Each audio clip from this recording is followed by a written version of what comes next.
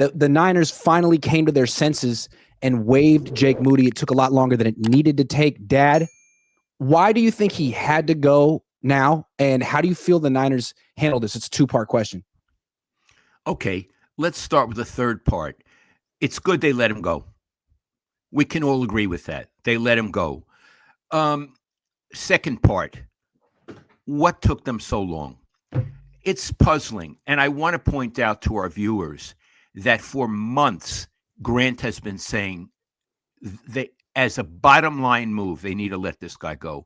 Yeah. As I recall, during training camp, you said that he lost out on the competition with the other kicker and he won his job by losing the competition. Didn't you say something like that?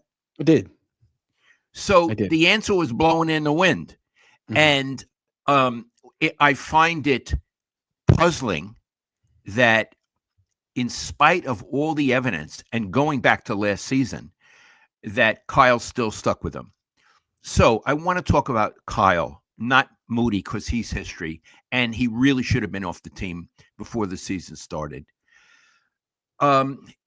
Keeping him on the team, and I'm talking about Kyle, shows either bad judgment or stubbornness, or both. Or both. It was clearly not in the interest of the team to keep this young man. He may be a very nice young man, but he's not a very good kicker. It was not in the interest of the team. And Shanahan is always talking about, I care about the team. What matters is not individuals, but the team. But in this case, what apparently mattered was an individual and not the team. So that's the thing first that bothers me.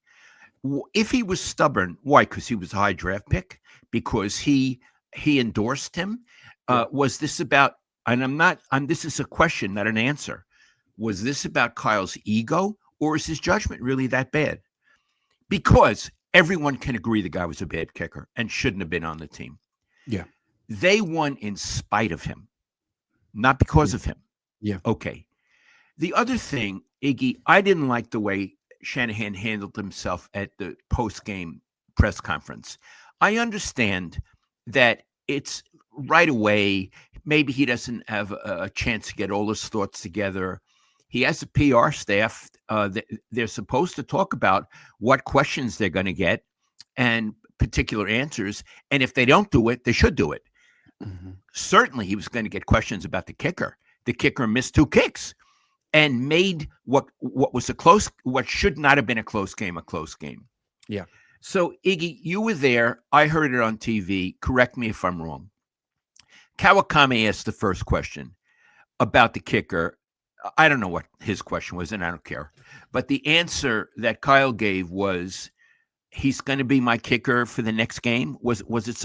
Help me there. Let me get the exact quote. When you say, oh, hold on, Jake.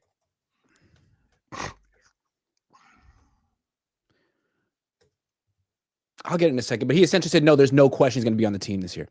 No question.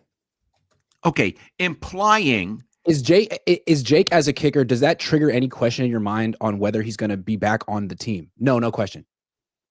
So his answer was no question. No question. He's asked the first time. Yeah. He's there. He's the head of the coach of the team and has been a head coach for 8 years now. Mm-hmm. He knows about news conferences. So he gives an answer and he says there's no question. That's a declarative sentence. There's no question. He's going to be our kicker. Mm-hmm. Now, a few minutes later, Eric Branch of the Chronicle, God love Eric, asks a follow-up question. Eric, if you're watching, boy, are you a good journalist. And what did Eric... He said, when you say there's no question about Jake Moody's job security, why is that? And then Shanahan says, well, it's just the way you ask it. Right now, I have no question. I'm trying to finish today and then get on a plane and evaluate stuff and go back at it. Okay. It's just the way you ask it. Like there's something wrong with either his question or Kawakami's question. Yeah. I don't see anything wrong with it. It's just the way you ask it is bitchy. It's a bitchy way to respond. And then he says, I have to go on the plane to evaluate things. Well, just before, 2 minutes before, he said he's a kicker for the rest of the season. Yeah. So I'm not contradicting myself. This coach is contradicting himself within 2 minutes. Mm-hmm. That's a very bad look. Here's my rule internally for when I interview people. They can say to me, I have no comment. And that means no comment. I respect it. Iggy, or they can say to me, Lowell, I don't have the answer now. It's a fair question. I need to think about it.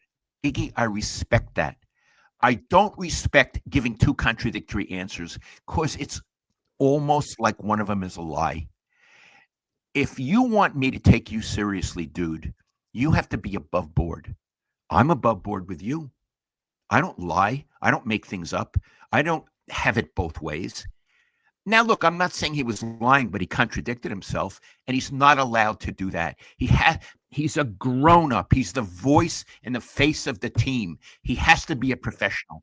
And based on that, I don't take him seriously, Iggy. That's my gripe. Prize Picks will give you $50 when you play your first $5 lineup. Win or lose, you'll get $50 for playing. Use promo code Cohn, COHN, and download the app now.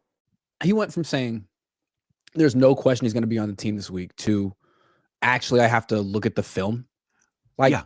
I understand having to look at the film before you bench a quarterback because you got to look at, the secondary and the all 22 and see if he really read the field correctly or incorrectly. What do you have to see about this kicker?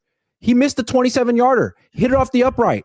Then he missed another one. He's been missing kicks for 3 years. What do you have to? You're not going to look at the film. You've already made your mind up. You made your mind up when you threw your little tantrum on the sideline, which again doesn't move anyone because he's your fault.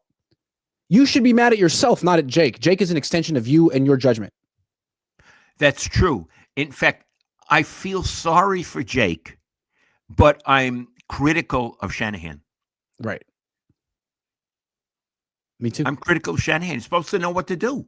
I'm paying him a lot of money, Iggy, to make good decisions. And he comes out. Can you imagine? I wasn't on the sideline. You weren't. When he missed that doink, that first field goal attempt, can you imagine how the players felt? Do you think they felt, hey, we believe in this guy? We're behind him, just like Shanahan is. They're saying to themselves, what is this guy doing on the team? He's killing us. That's what they're saying. And why is Kyle sticking with him? How come he gets to perform this poorly and keep his job? If I performed that poorly, I'd be out of here. I don't understand. It makes people lose confidence in the leader. Is he losing it? Yeah, and it's funny. We're being critical, and we will be critical in other areas as well after a win. And I want to be clear, I give them all credit for a win.